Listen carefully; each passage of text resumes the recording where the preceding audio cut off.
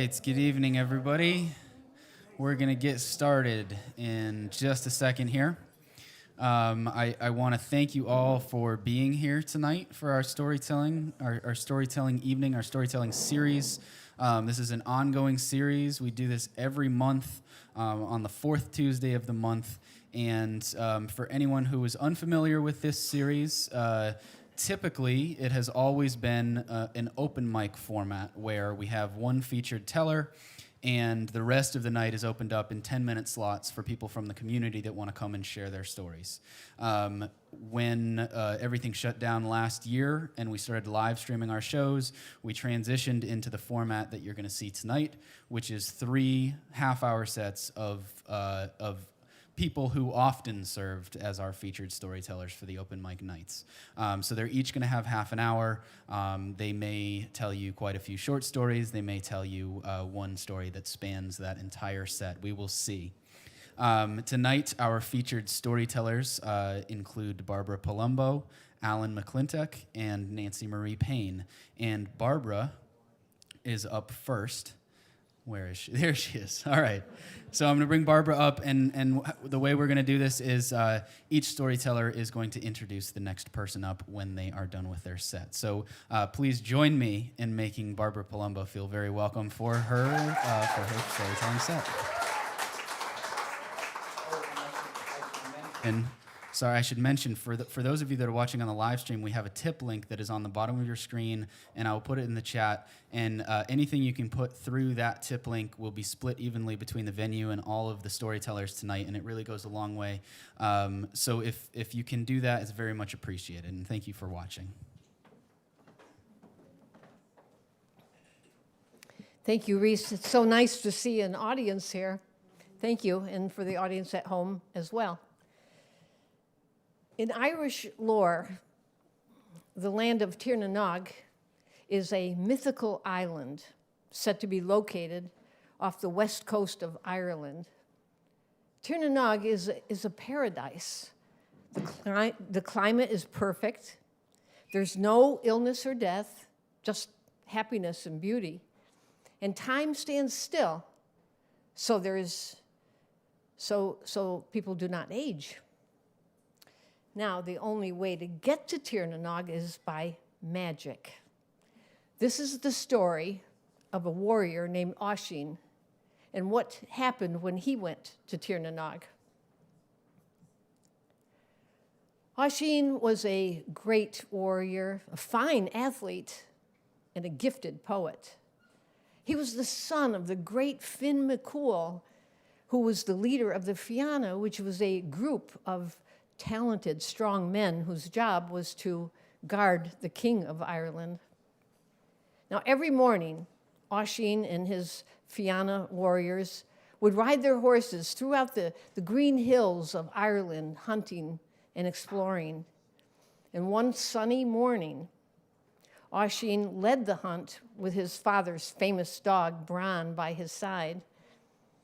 And within a few minutes after they entered the forest, they saw a beautiful stag grazing, but the stag saw them too, and he turned and he ran, leading them on a chase around Loch Leon and beyond into the hills of Ireland. And Bran was following him.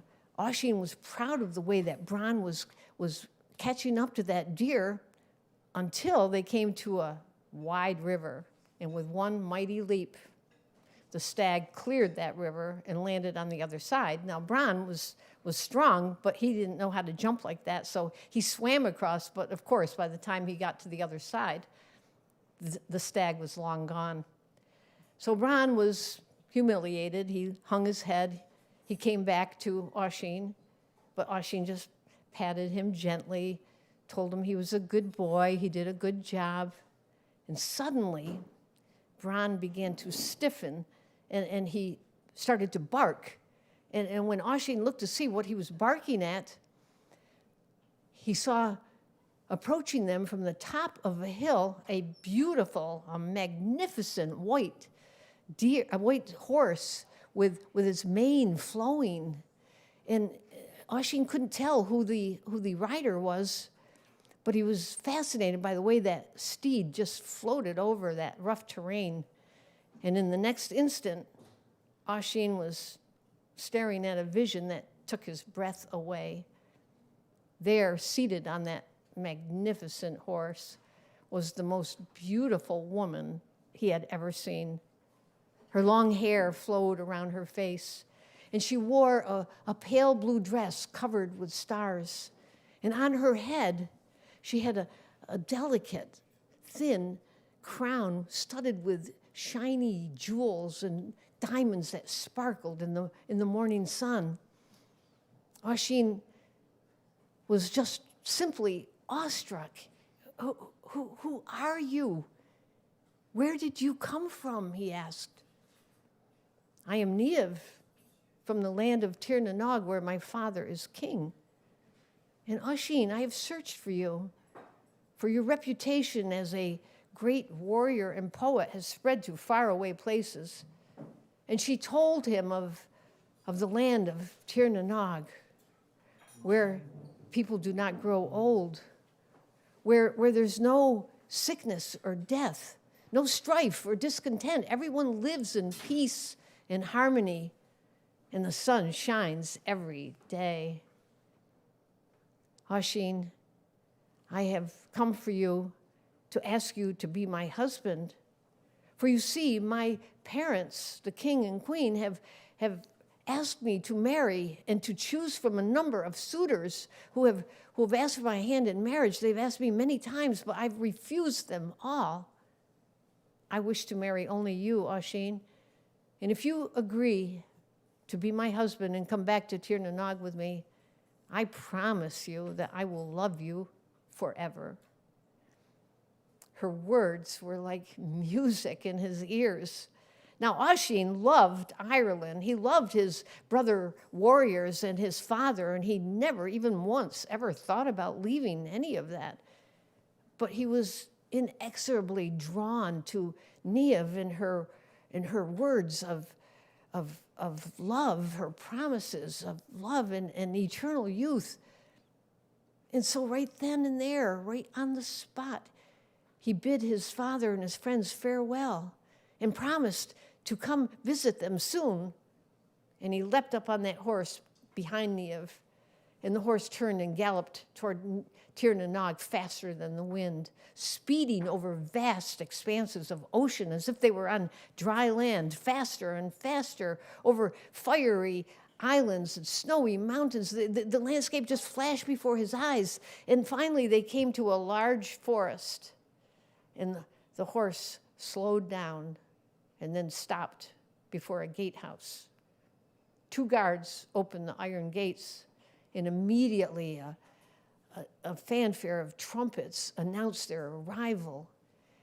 2 rows of people lined the path that led up to the palace where the king and queen waited at the main entrance. And soon, wedding preparations were made, and Niamh and Oisin were joined in marriage. Oisin was deeply in love with Niamh, and he was so happy. He loved Tir na Nog. He had everything that he ever wanted or needed. He loved strolling around the hills overlooking the forests that surrounded the palace. And one day, as he was seated on a large rock, just taking in all the beauty around him, he thought he heard the sound of the Fianna bugles calling the warriors to hunt. Well, he half expected to see Bran, the dog, appear over the horizon. Oh, but he knew that was not true. He was just imagining that. But he was suddenly overcome with this overpowering longing to go back to Ireland, to see his father and his friends once more. And when he told Niamh this, she said, Oisin, this is the moment that I've feared the most since the day we were married. But I will not stop you. My steed will take you there safely. But you must promise me something. You must make a solemn promise. Promise me one thing, that you will not dismount from my horse, because if your feet even touch Irish soil, you could never return to Tir na Nog. We will never see each other again." Well, of course, Oisin said he would never let that happen, and he made her that promise. And then early the next morning, Oisin bid Niamh farewell with a kiss, and he mounted that horse, and the horse galloped toward Ireland faster than the wind. And as soon as they arrived at the lakes of Killarney, Oisin expected to hear the baying of dogs and the sound of bugles. Oh, but there was nothing. It was all quiet. And not only that, but the entire landscape had changed. That the forest where they used to hunt, that was all cut down, turned into pasture. Oisin looked around. He saw just a lone figure, a fisherman, casting his line from the shore of Loch Lean. And he rode over there, and he asked the fisherman, "Do you know where I can find Finn McCool and the Fianna warriors?" Well, that fisherman looked puzzled. He stared at Oisin for a moment, and then he repeated those words, "Finn McCool and the Fianna warriors? Why, they haven't hunted here since my great-great-grandfather was a boy." Oisin was puzzled. How could that be? He turned the horse and he rode to Kildare, which was the winter home of the Fianna. But all he saw there were crumbling walls covered with ivy and surrounded by bramble bushes. As his eyes welled up with tears, he looked around. He saw in the distance 3 men trying to push a boulder, a heavy boulder, toward a fence. And they saw him, and they motioned for him to come and help. Oisin rode over there, and to their amazement, he picked up that boulder with one hand, and he threw it right to the fence. But the action, that force, was too great for his saddle, and the saddle strap broke, plunging him to the ground. And as soon as Oisin touched Irish soil, he could feel the life draining out of him. For you see, he thought he had been away for maybe 3 years, but it had actually been 300 years. And those 3 men were astonished to see a mighty warrior turn into a withering old man right before their eyes. And as Oisin lay on the ground, he turned his head. That white steed came over, nuzzled him gently, and then turned and galloped home to Tir na Nog. But just before Oisin's life ended that day, he was able to tell those 3 men about Finn McCool, about the Fianna warriors, and about the land of Tir na Nog. And that's why we still have these stories with us to this very day.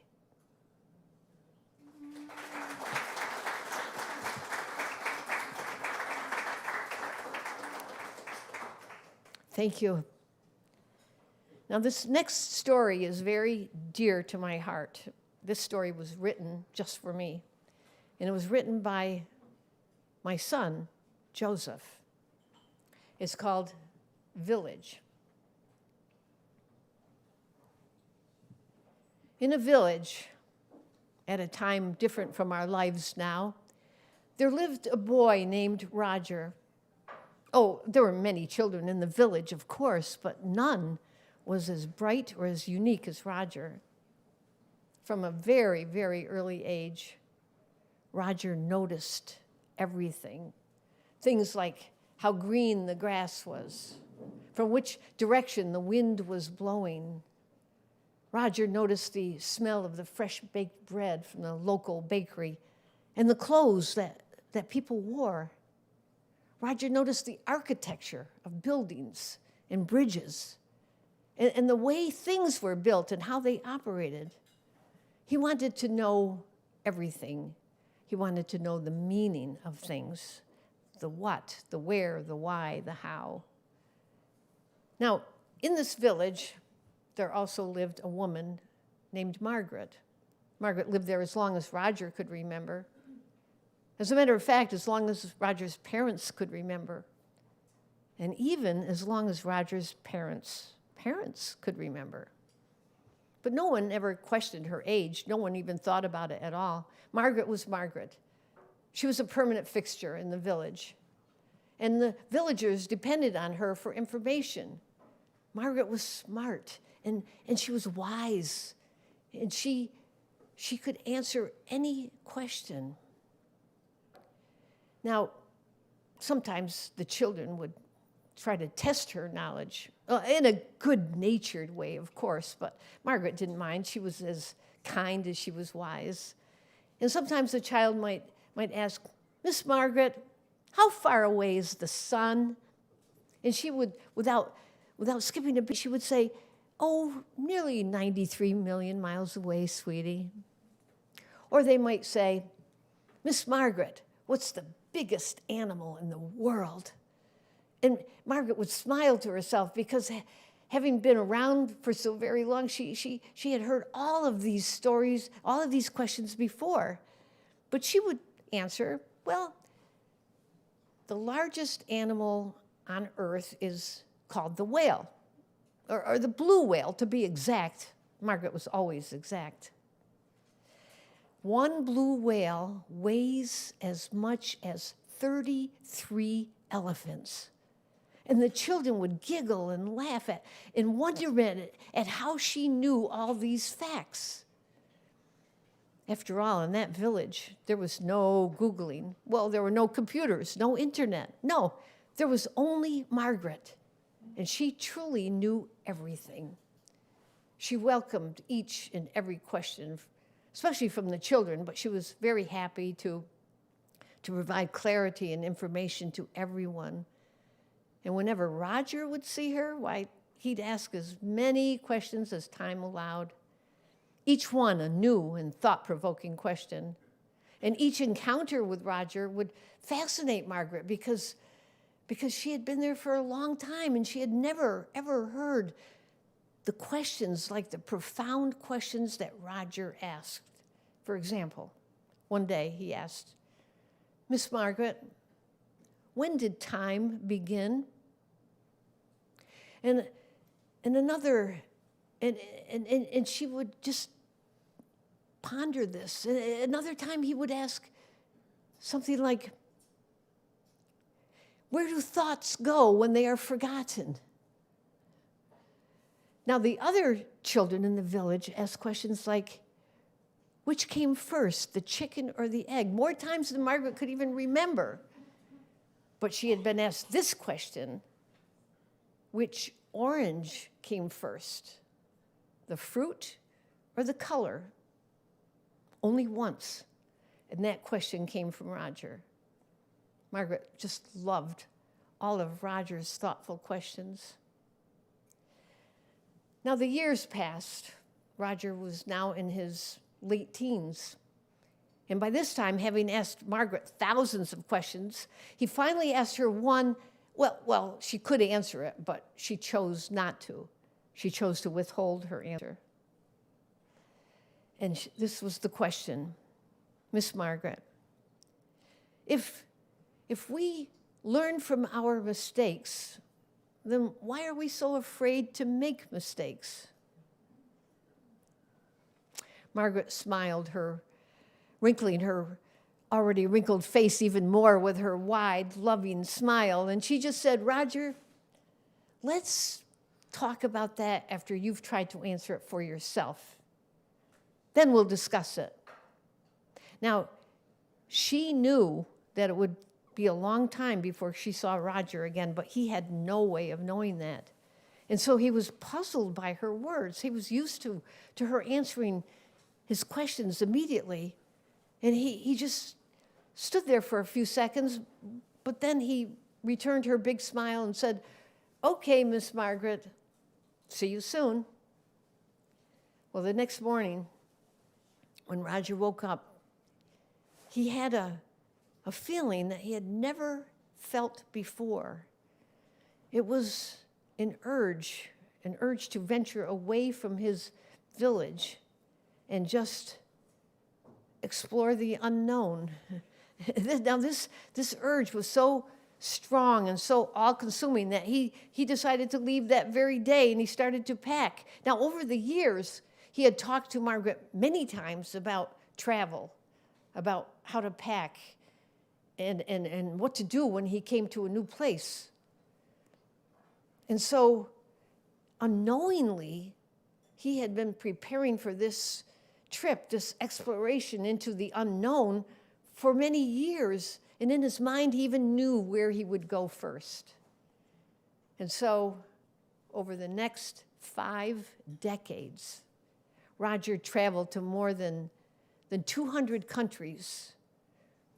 And he hiked the 7 highest summits in the world. He became fluent in 10 languages and learned how to play a multitude of musical instruments.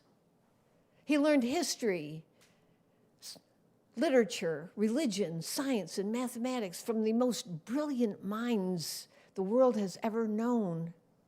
And through all of this, Roger never thought about how old he had become. He didn't think about his age at all. No. He only wanted to know and learn as much as possible. And with all his experiences and all his knowledge, one thing did pop into his mind from time to time. It was that same question of why we are afraid of making mistakes.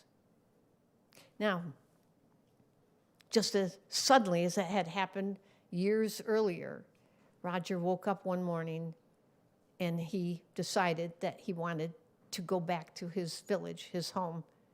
There was no discussing it, no changing his mind. And so he began his long journey home. After some time, he arrived in his village. It was evening, not really late. Instinctively, he went to his home first.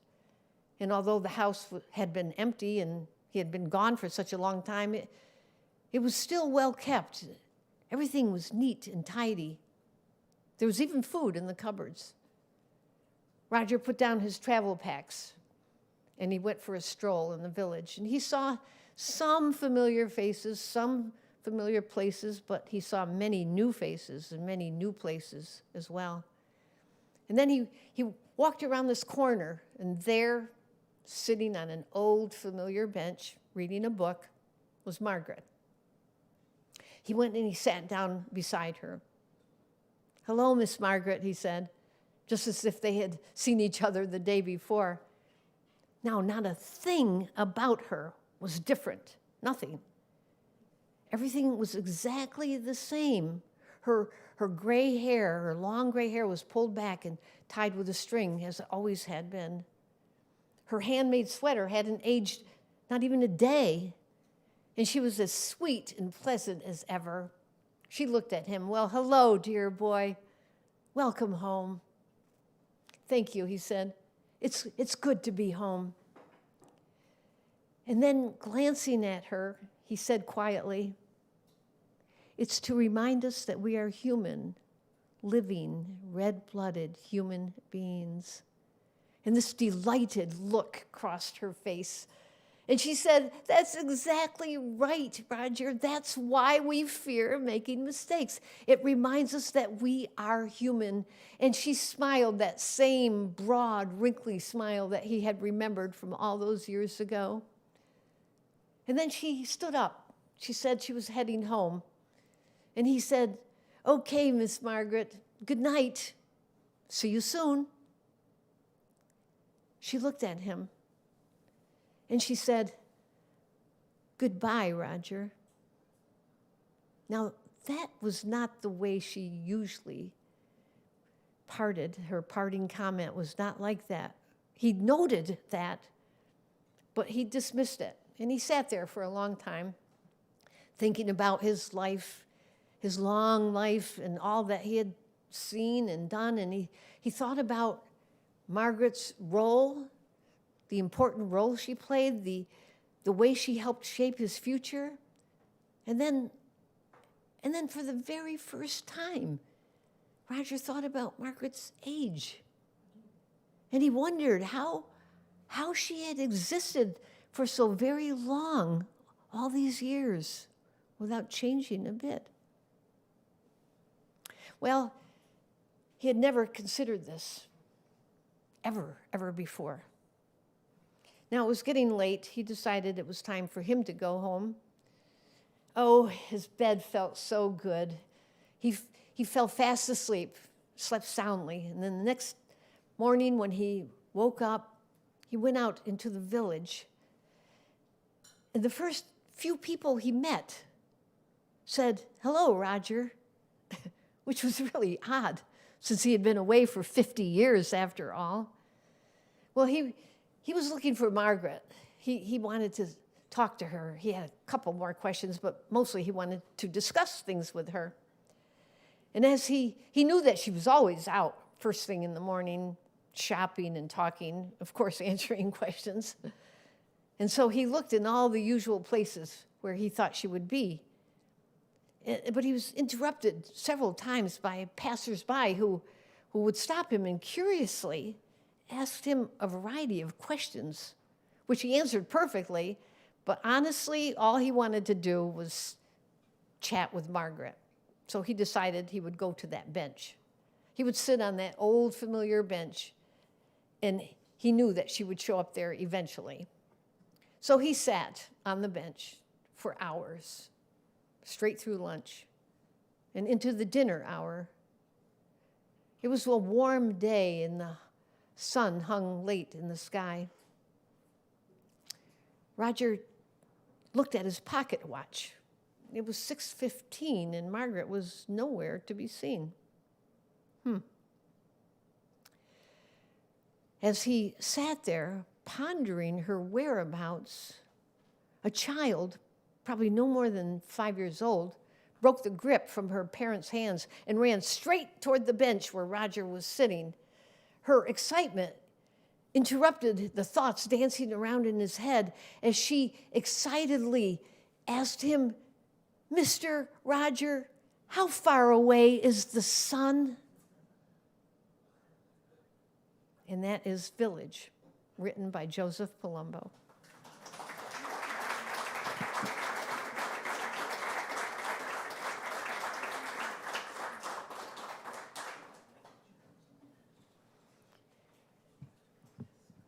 Now, I'm sure most of you know the name Godiva. Godiva chocolates, right? And there's a logo. There's a logo on there, which is a picture of a naked woman riding on a horse. Maybe you've seen it, but you might not know the story behind that picture. This is the legend of Lady Godiva. It takes place almost 1,000 years ago, around the year 1045, in the city of Coventry in England. Lady Godiva was married to Lord Leofric, a selfish, arrogant man who was proud of his possessions. He was proud of all his possessions, his mansion, his extravagant gardens that were maintained by the townspeople, his horses, his dogs, and yes, his wife, Lady Godiva, whom he considered one of his possessions. Now, in order to maintain his estate, it was the custom of the day for the lord of the manor, of his domain, to tax the townspeople. And that concerned Lady Godiva, for she loved the townspeople, and they loved her. She would often ride through the streets of Coventry, greeting all the people, and they would return her greeting. They loved having her there. So this one morning, as she rode through the streets of Coventry, greeting everyone as usual, well, no one returned her greeting. No one smiled. No one spoke. No one even waved. And even the little children stood there looking up at her with these big, sad eyes. She was puzzled. And when she saw the shoemaker sitting in front of his shop, she said, "Mr. Shoemaker, why is there no joy in Coventry today?" He looked up at her and said, "Alas, alas, my lady, your husband, Lord Leofric, has doubled our taxes." Oh, doubled their taxes? She thought, why would he do such a thing? He could spend all the gold he had now if he lived to be 100. Oh, she turned her horse and she went home as fast as she could to plead with him to remove these new taxes. But when she got there, Lord Leofric was standing there waiting for her with something on his mind. "Wife," he said, "how many times have I told you not to ride through Coventry wearing those old clothes?" She looked down at her clothes, her blouse, her long woolen skirt. Well, they weren't old clothes. They weren't fancy, but they weren't old. Did she always have to dress like a lady? She said, "Oh, I'm sorry you're angry, but I'm angry too. Why did you have to double the taxes that these poor people already pay?" He laughed. "Oh, no," he said. Don't bother your little head with a thing like taxes, because taxes are the business of no women. Oh, her cheeks flushed with anger and turned red, and she said, "And my clothes are not the business of any man. You do not have the right to tell me what to wear." "Oh," he said, "fine. I don't care what you wear then. You could ride naked through the town for all I care." And then he started to walk away, but then he turned around and he said, "Oh, when you do that, that's when I'll remove the new taxes." He was trying to humiliate her, but she simply said, "Oh, I have your permission then." He shook his head at that absurdity and he walked away. But a few hours later, one of Lady Godiva's messengers tacked up a little notice on the door of the town hall, and this is what the notice said: "If my husband, Lord Leofric, does not remove the new taxes that he imposed by noontime on Saturday, I, Lady Godiva, will ride through the streets of Coventry wearing no clothes whatsoever." Well, when the people saw that, they were shocked. But then they said, "Oh no, this is a good thing, because Lord Leofric will never allow that. So he'll change his mind. He'll remove the taxes." And so they waited for the next messenger to come to post a new notice saying that he changed his mind, but no messenger came. No notice was posted. Saturday morning came. The hours passed. It was getting close to noontime, and the people knew that Lady Godiva was going to have to carry out her promise. They loved her. They respected her. They didn't want her to do that, but there was nothing they could do to stop her. However, there was one thing they could do out of respect for her. And so just before the clock struck noon, all the men, women, children, they all went into their homes, into their buildings, their stores, their shops, and they drew their curtains closed. And they sat with their backs to the windows. And all they knew of Lady Godiva's ride was the clackety, clackety, clack of her horse's hooves on the stone pavements. And they all did it. Well, almost all. There's always one, right? Tom, the tailor, parted his curtains to watch that woman riding the horse covered only in her long golden hair. And he's been known to us to this day as Peeping Tom of Coventry. Now, history tells us that Lord Leofric did, in fact, remove those taxes. That's true. And Lady Godiva was immortalized in history as the woman who rode through the streets on her horse naked for the sake of her people. Lady Godiva.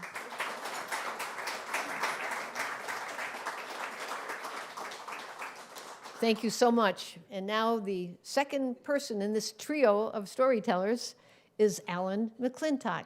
So let's give Alan a warm welcome.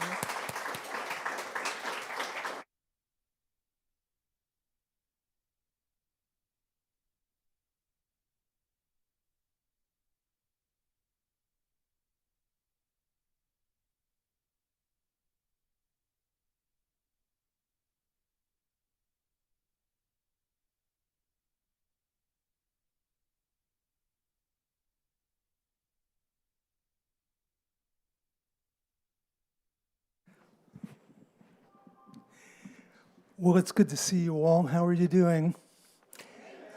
Great. I want to take a moment just to send a shout out to Janine Laverty and Margaret French and all of the Saratoga tellers who co-partner with Caffe Lena to make this possible.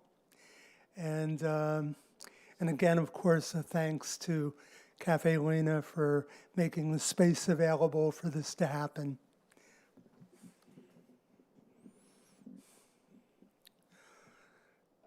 It had rained for days. It finally stopped, and it was time for me to go out into the world, and I went on my favorite hike. As I entered the forest, it was lush and green, and the understory was amazing. There was mandrake and poison ivy that was spiraling upward along the trunks of the hornbeam and the maple and the oak. And there was the faintest hint of honeysuckle in the air. I walked along and I was amazed. There was jewelweed that was almost waist high and bladderwort. Each of them had their own green. And there was this symphony of sound throughout the forest. There were gray squirrels chattering and running about through the upper story. And there were chipmunks running back and forth across the trail. I looked into a hole by the trail end, and there was a star-nosed vole looking back at me. I heard the alarm call of a wren, and in the distance I could hear the trill of the red-winged blackbird, and I heard a crow flying overhead. And I continued on, and I came to the meadow, and it was lush and green because of the rain, and there were robins everywhere I looked. And they were hunting for insects and worms to carry back to their nests. And it reminded me of a story that I haven't told in some time. Another Irish story. Some time ago in Ireland, there was a great fire. It was the mother fire, the fire from which all other fires were started. And the fire was watched over by an old man named Seamus and a boy named Aidan. And they watched that fire day in and day out. Aidan watched the fire from sunrise to sunset. And Seamus, he came and watched the fire from sunset to sunrise. And the local farmers and the villagers would bring wood so that the fire could keep burning. It was a beautiful morning as Aidan made his way to the fire. It was on the west end, on the shore, overlooking the great sea. And as he moved along the ridge, he looked out and he saw the old man standing there, looking out into the fog, holding on to that threadbare woolen shawl that he wore. One hand holding on to a staff, and in his mouth clenched was a pipe, and you could see the peel of his pipe smoke as it rose up. Well, Aidan made his way through the woods and down a path to the shore, and he saw the old man, and he said, "Grandfather," for that's what he called him. He said, "Aye, grandfather, how are you this day?" And the old man looked at him and he said, "Oh, Aidan, it's so good to see you, boy." And then he started coughing. And Aidan immediately said, "Are you all right, grandfather?" And the old man said, "Well, the truth be known, I'm a bit under the weather." And the boy got to thinking that he and the old man had watched the fire, it seemed like forever. And Aidan was good at watching the fire, responsible, or as responsible as any young man can be.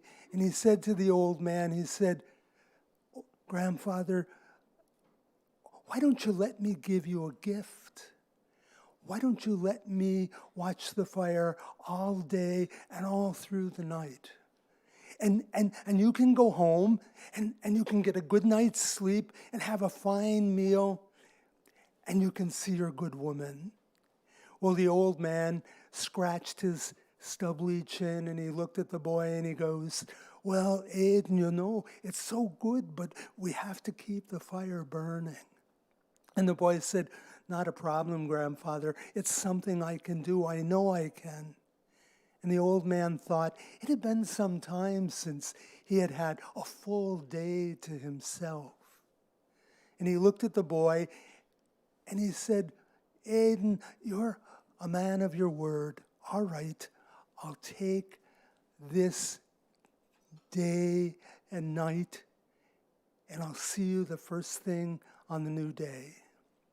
And he gathered up his things, and he made his way up the path. You could hear the tapping of his staff upon the trail as he made his way through the woodlot and then along the ridge. And Aiden watched him go, and the last thing he saw of the old man was just the peel of his pipe smoke, and then he was gone. Well, Aiden looked at the fire, and he and the old man had built the fire up before he had left, and the flames, they reached higher and higher. The boy was satisfied with that, and he did the same thing every day. He went for a walk along the beach, and the fog was just beginning to lift, and he began to search out a shell which he would bring home to his dear ma. She had quite a collection by now. He looked out, and it was a rugged landscape. He could hear the surf as it crashed upon the shore among the rocks. And in the distance, he heard the barking of sea lions that were there. Arr, arr, arr, arr, arr, arr, arr. And the boy smiled, and he sat down in the sand, and he reached into his kit, and he took out a slate and a piece of chalk that a relative had brought him from somewhere in Britain, and the boy began to draw. He loved drawing. He drew for hours. He would look at the slate and look out at the sea, and at one point in time, he took his sleeve and he wiped the slate clean. You might say that Aiden had a little OCD. He liked things to be just so perfect. He kept on drawing. He drew until well past noon. He stopped to have something to eat. His mother had packed him some bread and cheese and a jug of sweet water from the well. Occasionally, he would look over his shoulder and he would see that the fire was burning brightly. There was no harm that it would go out. And then he turned to return to the fire. Once there, he sat down among the wood that the farmers and the villagers had brought, and he looked out at the sea as the sun began to move across the sky and began to sink into the ocean. And as he watched, he reached into his kit and he took out a harp. His mother had taught him to play some tunes, and he played some old carolyn. And you could hear a pin drop if there were any pins on the beach. I mean, the gulls would stop chattering.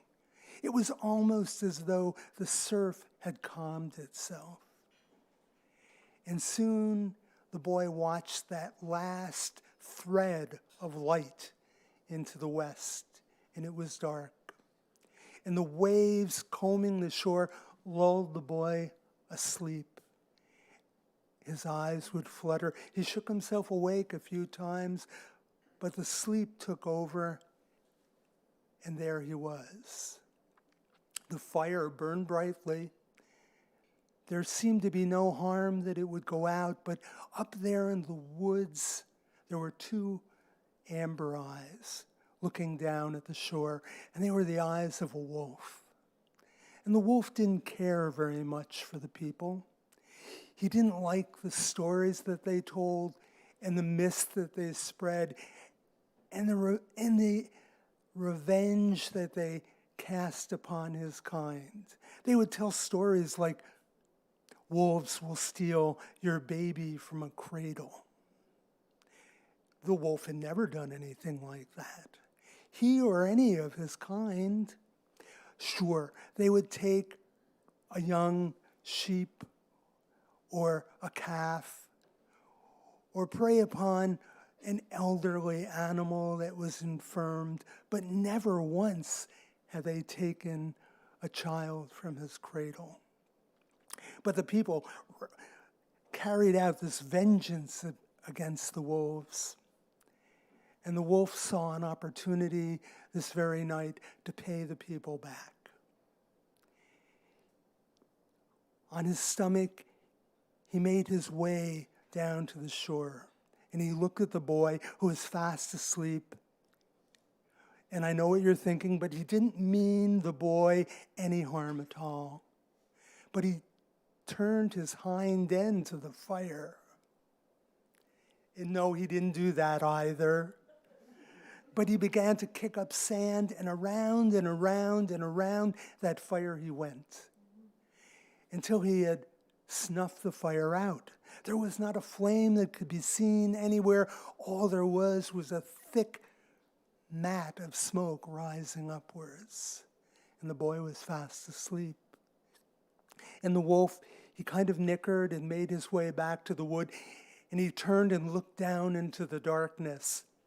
And he let out a yelp and made his way back toward his den, where he could tell his kind what he had done that very day, that he had put out the great fire, the mother fire of Ireland. Well, in that same wood, there was a robin. And during those years, the robins were pure white. And the robin loved the old man and the boy. The way the old man would hum and the boy would play the harp. And the robin flew down to see what she might do. She saw the boy. He was nestled among the wood, fast asleep. And she couldn't wake him. He was so peaceful. So she began to hop about where the fire was, and she saw an ember. And she got as close as she could get, and she began to beat her wings furiously. And the ember grew brighter and brighter. And she continued this until there was a small spark and then a flame.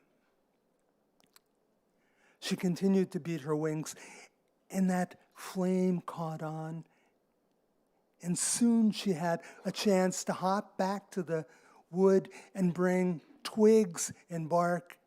And she fed that fire all through the night. It was almost dawn. The robin was exhausted. The fire was burning, not as bright or as great as it had been, but it was burning. She flew back to the wood, and she began to tuck her head under her wing, and she noticed that her breast was burned a brick red, and that her feathers were a dusty gray, and there was a smudge of black on her head. She was tired, though there was nothing that she could do, and so she fell fast asleep. It was not long before the sun rose, and the first rays of light struck the boy, and he woke up, shaking himself awake, and he saw that the fire had burned precariously low. He immediately set out to feed the fire, and he saw the tracks of a wolf and of a bird. He wondered what had happened, but he again focused on building the fire up. And then in the distance, he heard the tap, tap, tap of the old man's staff. And he looked up at the ridge, and there came Seamus, holding on to that threadbare woolen shawl, the pipe clenched in his teeth. He made his way through the wood and down to the shore. And he saw the boy, a smile on his ruddy face, and he said, "Aidan, it is so good to see you, lad, and thank you so much for watching the fire. I had such a good day, a good meal, a good sleep, and it was so wonderful to see my old woman.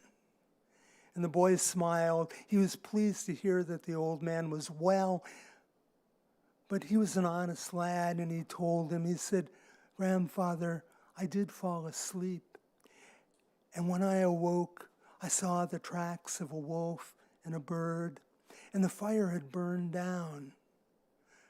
And I've built it back up." And the old man kind of grabbed his shoulder and he said, "Don't worry, lad. Everything will be fine. The fire did not go out. I know not what happened here, but you're a boy of your word, and I would trust that you could watch the fire any time at all. Now gather up your things and make your way home." And that's exactly what Aiden did. He packed up his kit and he ran up the trail through the wood. And as he was crossing the wood, he saw a bird. It was a bird the likes of which he had never seen before.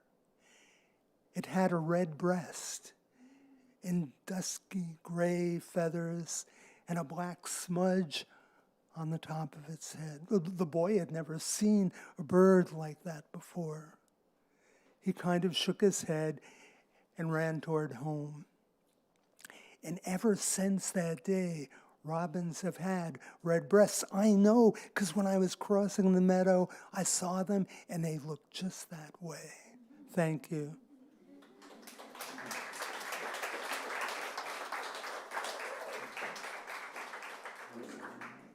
In the beginning, there was a lake and the sun. Nothing else existed. And after a period of time, loneliness appeared. Loneliness stood off in the distance, did not engage with the lake or the sun. It irritated the lake that this loneliness was not a welcome presence. And when the lake was irritated, she fell into a fast sleep. And during her sleep, she dreamt of fish of varying sizes and shapes and colors. And when she awoke, her body was teeming with fish. And as the sun shone down on them, there was an explosion of color. Now, loneliness hated the fish and the commotion and the color.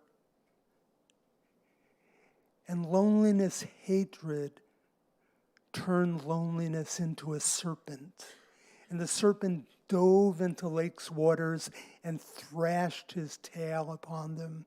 And the fish scattered and swam deep into lake's depths. Well, this angered Lake, as you can imagine. And once again, she took refuge in sleep. And the lake slept for 1,000 years. And during her sleep, she dreamt of mountains in a prairie. And she dreamt of birds in sky. And when she awoke, all of those things were there. And she delighted in all that she saw. And as the sun crossed the sky, there were shadows. And they danced upon the land. And Lake even giggled, something she had never really done before. She was so pleased and overjoyed with all of this creation. She watched the sun, and it moved across the mountains, and soon it was gone, and the whole world fell into darkness. And during the dark time, the serpent rose up and thrashed his tail upon the waters. But it didn't seem to bother the lake because she was so pleased with all that she had seen. She watched through all the darkness. And then she saw a thin band of gold in the east. And up rose the sun. She was overjoyed. And the serpent dove deep into her depths, only to come back only during the dark times. Now, I learned this story from Swain Wolf, an author in Missoula, Montana. And when we were talking about it, he said, Alan, when you tell the story, remind people that loneliness played a role. Now, in the last year, we've witnessed a lot of dark times. And Swain Wolf said that it was loneliness who partnered with the lake that gave her the inspiration to dream and to imagine and create, that created all of those things that brought her joy. And that loneliness can bring us out of the darkness as well, as long as we embrace the light. And so I hope that we do that from now into the future, because I'm sure that we haven't seen the last of the dark times. Thank you very much.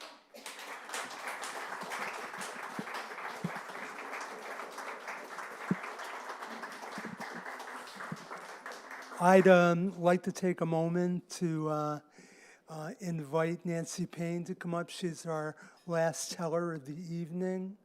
And once again, thank you all for being here and making this a reality. Thank you. Nancy, please.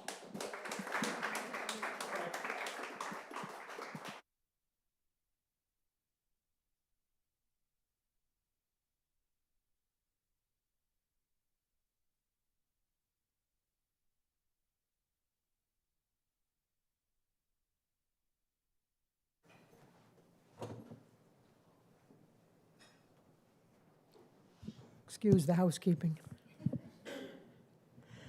Imagine, if you will, a huge field outside of Paris. And there are 30,000 people in this field.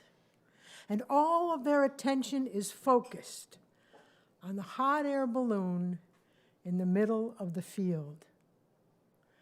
The year is 1784. And with a crowd that large, you would expect an uproar. But there was a hush, an anticipation. And any talking that was done in a murmur. If God had expected us to fly, he would have given us wings. It's unnatural. It's unnatural for people to leave the earth. Well, they had a point there. It wasn't people that were going up in this balloon. It was a rooster and a duck and a sheep. And if they came down safely, the balloon was tethered, so it could be pulled back down. If they came down safely, then maybe they'd send up a person. The King and Queen of France were there. Newspaper people were there. They were all taking notes. They all had their idea of what was going to happen. And then the balloon started to rise. And then there was real quiet in this field. Higher and higher and higher, until it reached the end of its rope, which was full 2 miles. And then with a gasp, it's coming down again. Down, down, down. Everybody stood up on their tiptoes, listening. And there was a sigh of relief when they heard the bleat of the sheep. And then it landed. And the people there in control ran over, and they looked in, and there was the rooster, and there was the duck, and the sheep was standing up, and everybody was all right. Well, not really. The sheep had stepped on the rooster. But, that could have happened in the barnyard. But they were all right. And so the Montpelier Brothers, they were the creators of this wonder. And I don't like to throw a lot of facts at you, but I love the way that word feels in my mouth. So I gave you that. They decided, yes, a human being will go up. You. Not them, their assistant. The next year, 1 year later, a woman went for a ride in a balloon. 1 year later. My stories tonight will be of the early years of aviation. Or, well, I'll get to that when I get to that. All right. The early years of women who lifted up off the earth. Because they were in the background, but they were there. And I want you to know that. And I want you to be proud of the courage it took them. Just as much courage as it took the men to do what they did. Now, when this woman in France went up in the balloon, her name was not recorded. But it was recorded that she that she was an opera singer. And she just burst out into song. Journalists had a funny way of taking notes back then. It was over 40 years later when an American woman on American soil went up in a balloon. And her name was recorded. She was Mrs. Johnson. They didn't record her first name, but they did record that she wore a beautiful white dress that got all messed up when the balloon crashed and threw her into the mud. The balloon was very important in the Civil War. The North especially used balloons. The balloonist would go up early in the morning and before the enemy could shoot at him, and he'd have to stay up there all day. He had a telegraph wire, and he kept track of the movement of the Southern troops. He said he was the most shot at man in the Civil War. Now, the reason I bring him up, his name was Thaddeus Lowe, was because he had a granddaughter who would eventually become a barnstormer. Florence was her name, Florence Lowe, and she was a character, but unfortunately she does not get into my story. I don't go that far as her, but I just wanted you to know that that balloon did have an influence on a woman. In 1903, 1903, the Wright brothers did their thing in North Carolina. And after that, they started building aeroplanes, not airplanes, A-E-R-O, aeroplanes. And they started giving lessons to any man who would come to them and give them enough money and train them to be pilots. Well, in France, women were already flying aeroplanes. They were way ahead of us on this journey. And the first woman to get a license in France, we didn't start licensing till about 1919. The Wright brothers did give certificates to their people, but official licensing wasn't done for a while. But in France, they were doing it. And this first woman, a baroness, said, you know, it really doesn't take a lot of strength to fly a plane. You just got to be coordinated mentally and physically. So back in America, a woman by the name of Blanche Scott, oh, she was a tomboy. She was a tomboy. She loved adventure. She would try anything new. And she got hired in New York State by an automobile manufacturer to drive their car to San Francisco as a publicity stunt. And it was advertised that our car is so easy to drive, it's so simple to handle, that even a woman could drive it. Well, on this journey across the country, Blanche saw aeroplanes. And she decided she would like to ride in one, so she did. And then she was bitten. She wanted to fly one. So she gets back to New York State, and she goes to Glenn Curtiss. Now, you've all heard of Curtiss Airplanes. It's the same guy. Glenn Curtiss was one of these early aviators who started a company, taught men to fly. She went to his company and offered herself to do the same kind of thing that she had just done for the automobile company. To her favor, Glenn Curtiss was no longer in charge of the company, because his answer would have been flat out, no, we're not even going to discuss it. No woman could fly my plane. No woman will fly my plane. I will not build a plane for a woman to fly. But now there's a board of directors, and they outvoted him. Well, he didn't enter into this in a good frame of mind. So she came to his flying school, and the first 3 days of instruction was to sit in a classroom and learn the theory and all of the background to aerodynamics. After 3 days, the men moved into the hangar to take planes apart to find out just how they were put together. Blanche was left in the classroom. No, you stay here. You need more instruction. Well, she took that for a very short time and then demanded that she be moved on to the next step. And she got the board to back her. And so, begrudgingly, Glenn had to let her come in to the next phase of learning. All the men moved on again. They're out in the field now, getting ready to go up. Blanche is not allowed to.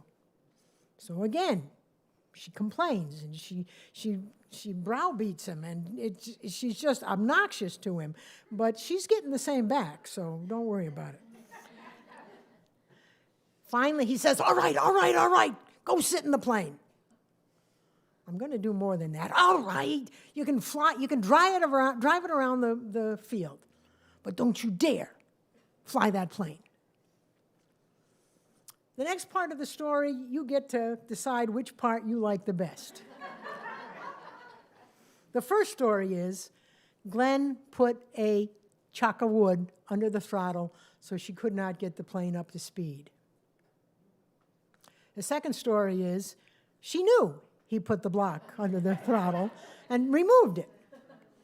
And the third story is he did it, she didn't know it, but a gust of wind came and carried the plane up. Whichever one you like, she was in the air. And she was flying. She was in heaven. She was laughing. Of course, there were men in the field, and immediately they're screaming, running into the hangar to get Glenn. And he comes out shaking his fist, talking in ways that he would never talk before his mother. And swearing at her, you are going to destroy my airplane. Bring it down, now. How do we get her down? How do we get her down? Well, she took that plane around that field again. And again. And then she went off like she was going into the sunset. And now he is apoplectic. That's an old-fashioned word. He was mad. And she turned that plane around, came over the field, came in as smooth as silk, didn't even bounce it. He ran up to that plane, and he is giving her everything he's got, and she's just standing there smiling. I did it, though. I did it, didn't I? You got to admit, I did it. Well, he swore she was the last woman he would ever teach, and she was. But he did begrudgingly allow her on his demonstration team. And she went around the countryside with other of his graduates, promoting their plane and giving a show. But she's the only woman. And she didn't last very long because she said, you know, I'm a freak to these people. They come out to watch the woman freak flyer, expecting me to crash. There's no place in this field right yet for a woman. And she backed away and did something else. In the meantime, her solo flight was not recorded because it was an accident. It hadn't been planned. So she did not get credit for what she had done. Over in France at this time, women are aviators. And one of the women was an American woman who had married a Frenchman. And she has her license in France. Her name was Bessica Rach. And she and her husband moved back to New York City. And in their house, they built an aeroplane. They did it out of wire and bamboo and cloth. And then when the pieces got too big for the room, they carried them outside and assembled it out there. And with this plane, and following all the procedures to get the right coverage, Bessica became the first woman on the American list to be a solo pilot. The man's list is like this. The woman's list is down there. But Bessica had done this. She didn't last very long either because of poor health, but she went on to become a doctor, so don't feel sorry for her. There was a woman in America, a journalist. Now, women in journalism, that was not too common in the early 1900s either, but she was a tall, beautiful woman who carried herself with dignity. She had humor, she had beauty, she had mystery, she was tantalizing, she had a following. And when she saw this airplane thing happening, she decided to go take lessons, not from Glenn Curtis, but she recorded everything she did and put it in her magazine, the magazine that she was writing for. So all of America could read how a woman did, how I got my pilot's license, what are the most dangerous things learning how to fly. She wrote all these articles, and just her esteem just rose. Well, she went to England on assignment, and it just so happened that we're talking around 1912, around that time now. She's, a man flew across the English Channel solo. And then the next thing that comes out is a man flew a woman across the English Channel. She was the passenger. And Harriet Quimby, this is her name, decided, I'm going to do that. I'm going to fly solo across the English Channel. Bring that woman's list a little bit higher. And so she met the man who had done it. His name was Gustav Hamel. I'm giving the women's names. I might as well give the men's names. Gustav Hamel. And he took to her immediately. I mean, who wouldn't take to her? She was just charming and beautiful and, wow. So she worked with him. They set up how they would do it. He helped her get a plane over there. And he had to teach her how to use a compass. Because flying an aeroplane, you were right over the ground. You weren't high up. There were no maps. And so you did everything by sight. And around this time, you may have seen it in pictures, or you may actually have seen one of these old barns. Farmers were paid to write the name of their city on the top of their barn, so that there was no guesswork on where I am. Oh, that's where I want to be, right over Denver. Okay. So that's how that originated. So she's got Gustav instructing her with this new plane, and she knows how to use a compass. And this woman dressed. I mean, she dressed in style. There is someone in this audience tonight who has a plum purple shirt on. That was what her whole outfit looked like. And she had a monk's hood, and she had rakish glasses and leather gloves. So when the lights come on, you see this plum purple. It's not Harriet. So she's a statement, and she's going to do this. She knows how to get publicity. The morning of her takeoff, it was cloudy, it was rainy, and the wind was not good over the channel. Gustav tried to talk her out of doing it. Put it off for another day. What's going to hurt? Of course, she did it with a French accent, but I'm not even. And she said, no, everything's set. They're waiting for me over there. No, I'm going. So he pulled her back, and he tried one more time. Look it, we're about the same size. Give me your suit. I'll fly the plane over. No, hear me out. You go over in a boat. You know that field that's north of where you're going to, there's a forest. I'll land on the other side of that forest. We'll change clothes, and you can fly it in. Well, I wouldn't be telling this story if she'd done that. She got up in the plane. She took off. He's crying because he doesn't think he'll ever see her again. There was a tugboat that was supposed to be underneath her, but the waves were so high and the wind against them so thick. Can wind be thick? Strong. Thank you. that she outstrips him in no time. She's reading the compass, because just to be off by 5 miles would have put her out over the North Sea with not enough gas to get back. So she needed that compass. But she's not used to using a compass, and she doesn't really trust the thing. Now, the fog comes in. She's got to go low so she can see the water at least, and it's very disorienting. Finally, the sun comes out, the clouds break, and in front of her is the shore, and she was sure she was looking at England. She was sure this stupid compass hadn't worked, and she had turned around, and she was going to land and be the ridicule of the world. But no, she was over France. And Harriet Quimby, her reputation rose. She came back to America with this accolade and a little bit higher on the women's list. And she flew at some fairs, she flew at some aeronautic displays. But unfortunately, she died in an airplane crash. And it took all the papers and it took the country very hard. The saying at the time was, if a man dies in an aeroplane crash, he's a hero, for he has fostered and advanced the science of aeronautics. He's a hero.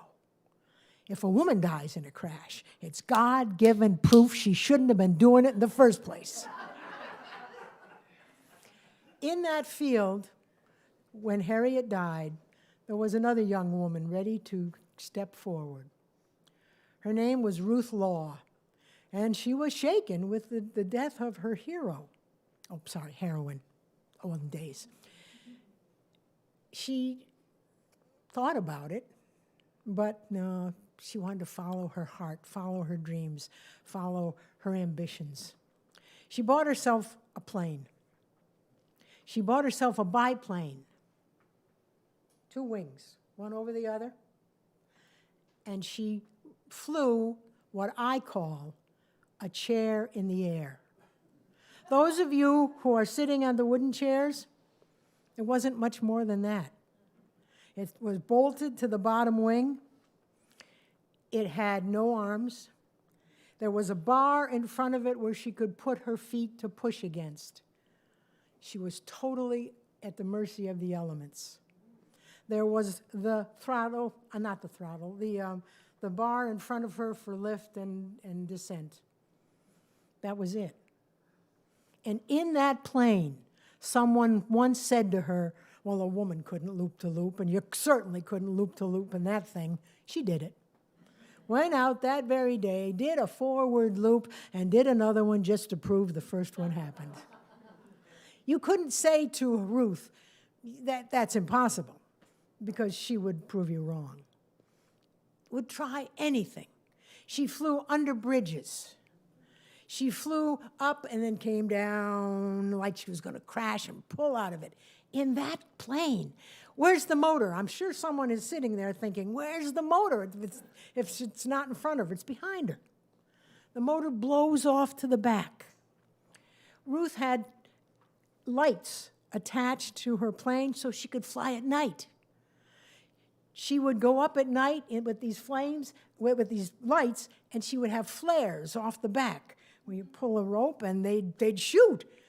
And she was a spectacle. It was just, wasn't anything the woman didn't do. She tried to break records, and she didn't like this man thing and woman thing. She wanted everybody to be on a plane. When you make a new discovery, when you break a new record, you did it.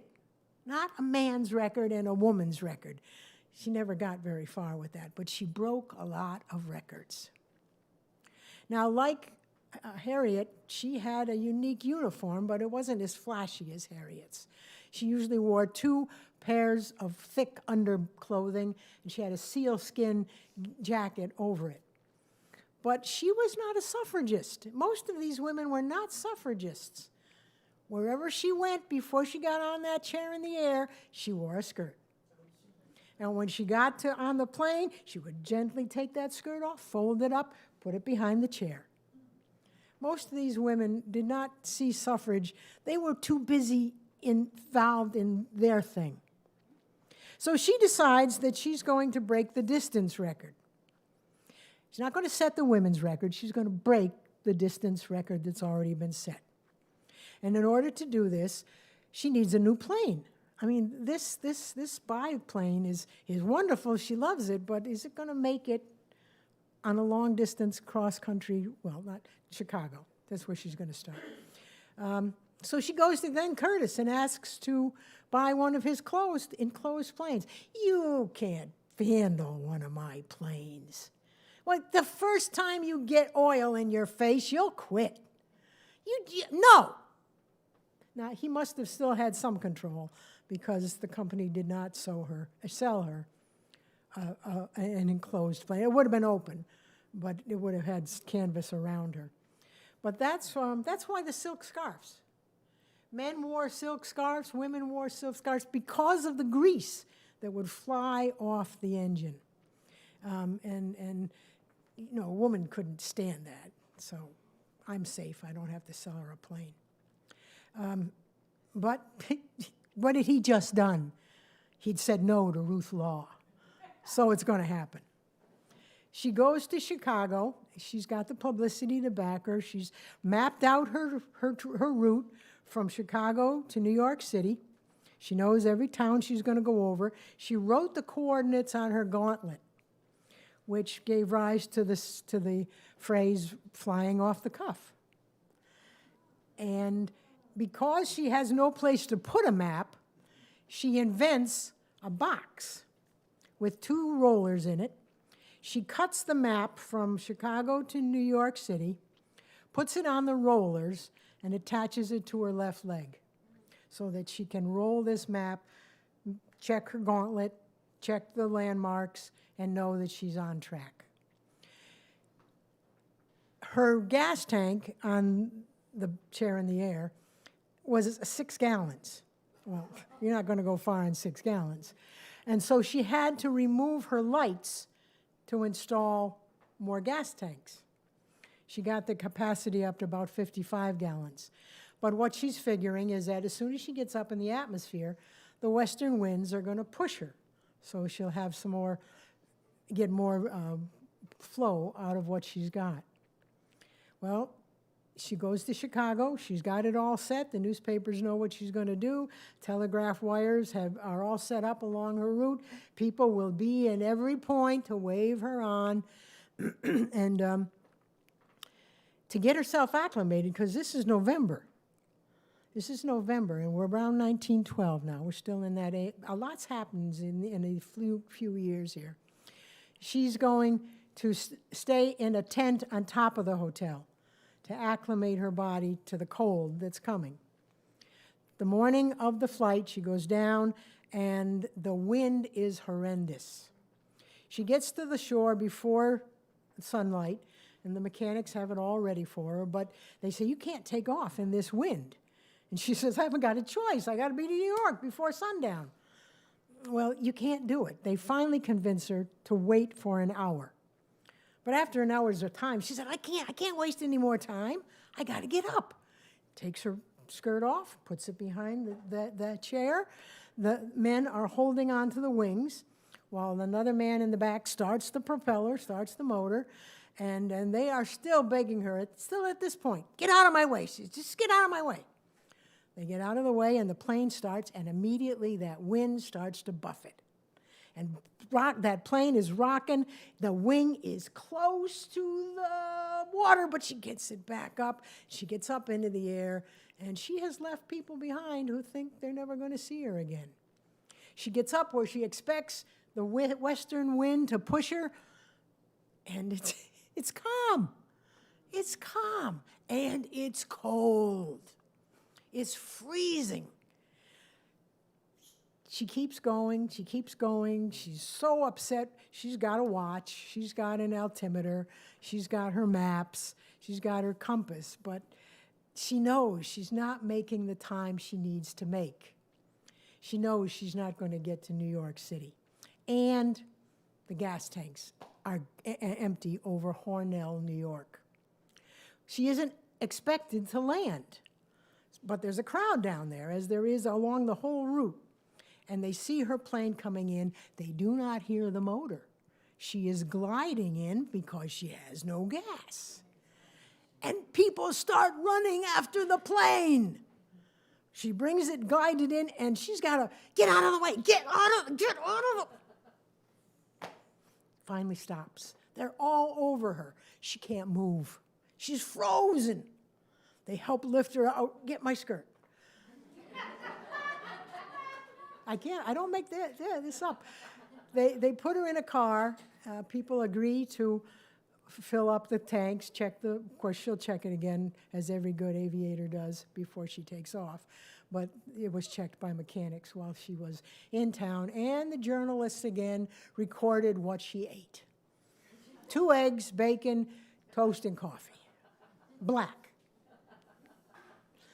She wasted an hour in her mind right there. She could have been off in another 20 minutes, but she couldn't get away from these people. So now she's 2 hours lost on just this, plus all the time she's lost by not being as far as she wanted. But she has been 590 miles without landing. That was a record. She expected it to be more, but up she goes. It's after 3 o'clock now, and it's obvious that that wind isn't going to pick up, and she's not going to make it to New York City before dark. So against every instinct in her body, she flies into Binghamton and lands, ties her plane to a tree, puts her skirt on, and says, "Can anybody give me a bed for the night?" You would have raised your hand, wouldn't you? So Ruth Law spent the night in Binghamton. The next morning, she took off, again, fully refueled plane, and she makes it to Manhattan. But again, the atmosphere had been so uncooperative that again she ran out of gas. And now what she did this time was she tipped it this way so the gas would come out of that tank. Then she tipped it that way so the gas would come out of that tank. They were totally dry by the time she pulled into the airport around Manhattan. But there was a band for her. They had a ticker tape parade, the whole works. Ruth Law was up on top, and she made great money. By the time 1917 rolled around, she was making an unheard of $900 a week. Unheard of. And for a woman, well, yeah. So she was very successful. The war, America got into the war, and she offered to fly in the Air Force. But forget that. Then she offered to train American pilots. Forget that, too. Canada did hire her to train pilots at one point along the way. But American Army did give her an Army uniform that she could wear and fly from airport to airport, trying to raise money for the Red Cross and the loan and the Liberty loans. Well, the war ends. She's married by now.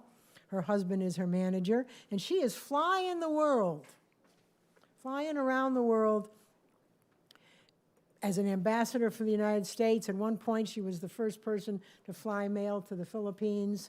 All kinds of wonderful things. She transfers from a flying plane to a car.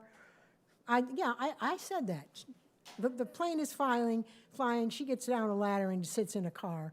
Then she'll do the other thing, racing car, climbs up the ladder into the plane.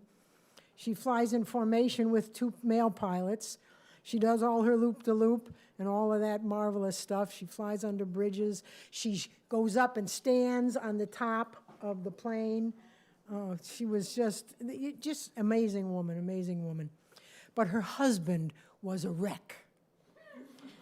And finally he says, "Hey, newspaper guys, come on over here. I want to tell you, my wife's retiring." She read about it the next day in the paper. But she wasn't upset. She said, "You know what? It's a good time to retire. This isn't as much fun as it used to be. There's too many rules." And so she went and became a housewife. But I got one short story that I love. I'm going to stop with Ruth Law. There was a baseball, we'll bring baseball in here. His name was Wilbert Robinson, and he played for the Orioles. And then he became manager of the Dodgers. When they were still in Brooklyn, they were called the Daffy Dodgers. Now, a few years earlier, some baseball player had caught a ball that someone dropped off the Washington Monument. And Wilbur said, you know, what's that? That's ridiculous. I could catch a ball dropped from a plane. So he hires Ruth Law to take a plane up with a baseball and drop it and get higher than the Washington Monument. Well, the day that this is going to happen, she overslept. So she gets up, she washes her face, she grabs a cup of coffee, she runs out of the hotel, goes down to the field. She hasn't got the ball. What am I going to do for a ball? What do you got? What do you got? All the people that are working around the airport, one guy opens his lunchbox, says, I got a grapefruit. I'll take it. She goes up, and she's flying solo. There's other stories that say Casey Stengel was in the plane, but he wasn't. And she sees him, and he's standing there, and she sees him, and she drops it. And the next thing he knows is he's flat on the ground, and he's yelling, help me up, boys, I'm dying in my own blood. Of course, he had grapefruit juice in his eyes. So that's just one of the stunts of Ruth Law, and there are many, many, many other women. So invite me back. Thank you.